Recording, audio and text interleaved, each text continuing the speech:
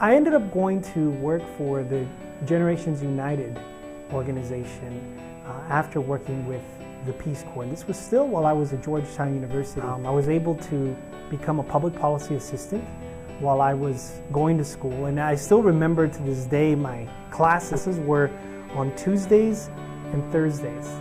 And they started after 12 noon and ran all the way till about 9 o'clock at night. And I worked on Mondays, Wednesdays, and Fridays.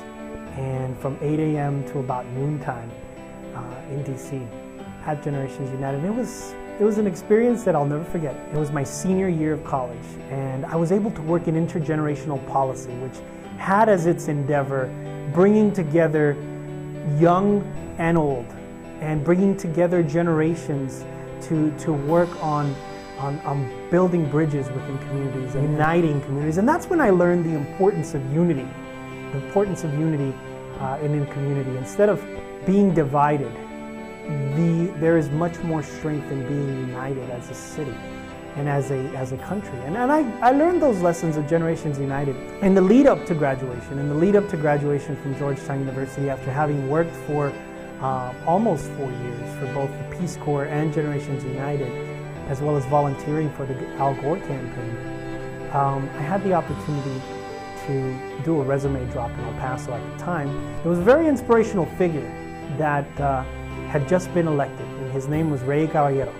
Ray Caballero ran on this whole platform of taking the city back from the good old boy network and taking our community into our own hands. And I recall that message spoke to me.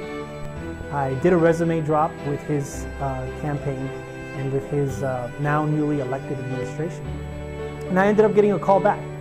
And that call culminated with 5 interviews that eventually offered me the opportunity to become the International Trade Liaison and Economic Analyst of my hometown at the age of 21. So it was an honor.